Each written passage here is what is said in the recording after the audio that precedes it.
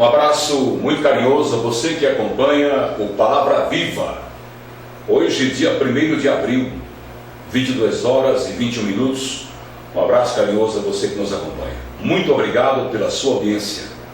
Que a paz do nosso Senhor e Salvador Jesus Cristo esteja em seu coração, abençoando a sua vida, trazendo paz e, acima de tudo, a certeza de que Deus tem o melhor para a sua vida. Na mensagem do programa de hoje, eu quero falar a respeito de arrependimento e receber as bênçãos de Deus por causa desse arrependimento. Deus ama aqueles que têm coração contrito, coração quebrantado, aqueles que são humildes, que compreendem seus erros, que se prostram diante dele pedindo o seu perdão.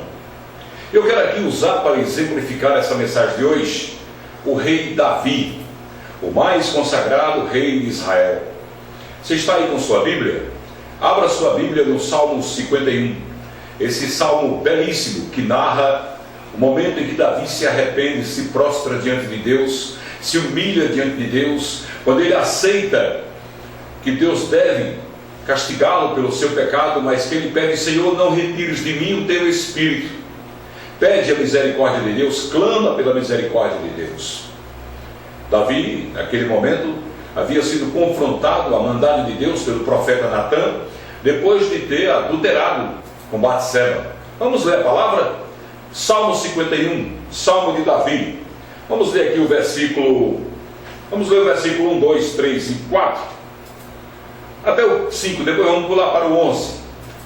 Diz assim a santa e poderosa palavra de Deus: Tem misericórdia de mim, ó Deus, conforme a tua benignidade, segundo a multidão das tuas misericórdias, apaga as minhas transgressões. Versículo 2: Lava-me completamente da minha maldade e me limpe do meu pecado. Versículo 3: Porque eu conheço as minhas transgressões e o meu pecado está sempre diante de mim. Eu conheço as minhas transgressões. Tudo que Deus quer é que nós reconheçamos que somos pecadores e que precisamos dele para obter o nosso perdão. Versículo 4: Contra ti somente pequei e fiz o que é mal diante de teus olhos, para que sejas reconhecido justo em tua palavra e tido por puro em teu julgamento. Versículo 5: Eis que em iniquidade fui formado e em pecado me concebeu minha mãe. Agora pula aí para o versículo 11. Olha que lindo: Não me lances fora de diante de ti e não retires de mim o teu espírito. Davi era um homem reconhecedor das suas fragilidades, da sua fraqueza, dos seus pecados, e esse foi um momento muito importante na vida desse rei, porque o que Davi fez era muito grave. Aos olhos humanos, Deus não perdoaria. Aos olhos humanos, ele estaria para sempre condenado. Se fosse eu ou você que fosse julgar o rei Davi, a gente com certeza iria sentenciá-lo à pena capital, à pena de morte. Urias, esposo de Batseba, estava no fronte de batalha, batalhando pelo rei Davi, defendendo as terras, conquistando terras para o rei Davi. E Davi, do alto do seu sobrado, contempla lá embaixo Batseba, a mulher de Urias. E a palavra diz que ela era uma mulher muito bela, muito bonita. E quando Davi viu aquela mulher banhando, nua, Davi a desejou em seu coração. E certamente usou algum dos seus ajudantes de ordem para mandar chamá-la até o seu palácio, usando de todo o poder que Deus havia lhe dado, e traz aquela mulher para o seu regaço, para o leito de sua cama. E com ela adultera. E desse adultério vem uma gravidez. E quando ela confessa a Davi que está grávida, Davi diz: Vixe, a opinião pública vai se voltar contra mim. Quando eles descobrirem que essa mulher está grávida de mim, que o marido dela está no fronte de batalha, e que eu, como rei, tenho muitas mulheres, e fiquei com essa mulher, cujo ela, vão se revoltar contra mim. Foi o que Davi fez? Estrategista militar, como todo rei, Davi vai então, bola um plano, manda chamar Urias e manda que ele vá dormir com a esposa, para cobrir o seu pecado. Se Urias tivesse ido dormir com a esposa, automaticamente o próprio Urias ia acreditar que aquele filho, gerado no ventre de Batseba, filho de Davi, seria filho dele, não é verdade? Só que Urias não vai. Urias é um soldado fiel e fica na porta do palácio. E quando Davi fica sabendo que ele está ali, manda chamá-lo e faz uma inquisição. Por que você não foi à sua casa? Eu não mandei. E Urias diz a ele assim: estou trocando aqui com para que você entenda melhor.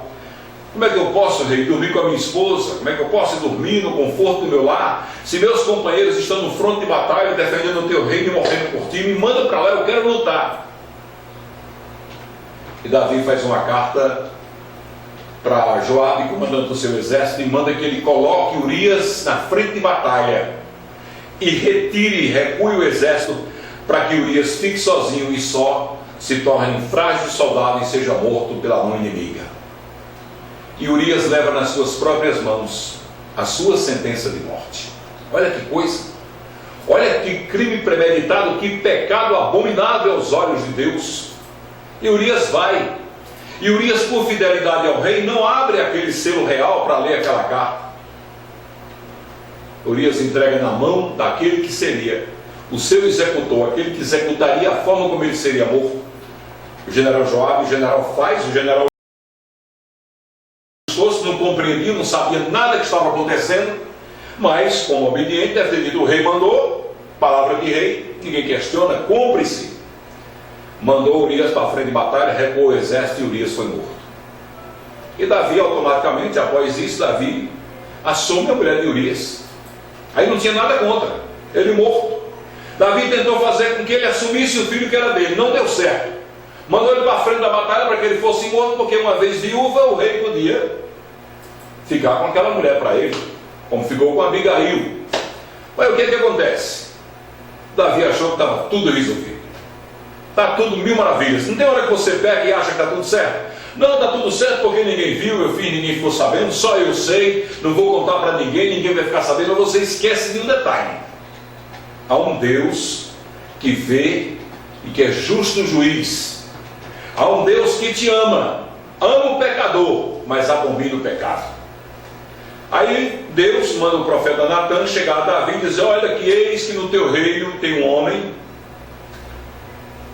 que tem só uma ovelha. E uma pessoa lá, um homem de muitas posses, foi dar uma festa para suas visitas, e mesmo tendo muitas ovelhas para fazer a festa, ele não sacrificou uma das suas ovelhas, das suas, mas pegou aquela ovelha daquele homem que tinha somente aquela ovelhinha, para lhe dar prazer, dar leite, e sacrificou ela. Este homem é digno de quê? Imagine Davi na hora. Imagina aí a cena. Faça aí, forma aí na sua mente aí a cena. Davi se levanta do trono, cheio de ira e de ódio, e diz: este homem é digno de morte. Quem é ele? Davi já estava pensando em cortar a cabeça dele. O profeta Natan, usado por Deus, coloca o dedo bem no nariz de Davi e diz: és tu, rei. És tu este homem, tendo tantas mulheres para te dar prazer, se apoderasse daquela que era a única mulher do teu servo, do teu soldado, que defendia o teu reino. Na hora Davi compreendeu. Aí onde está o segredo do homem segundo o coração de Deus. Davi compreendeu o que Deus estava dizendo a ele. E ele diz: pequei contra ti somente pequei. Porque os olhos dos homens, ele por rei, os seus vassalos, os seus ajudantes imediatos, os seus soldados mais, digamos assim, mais elevados, que viviam mais perto dele, ia achar normal. O rei pode tudo, mas diante de Deus não pode.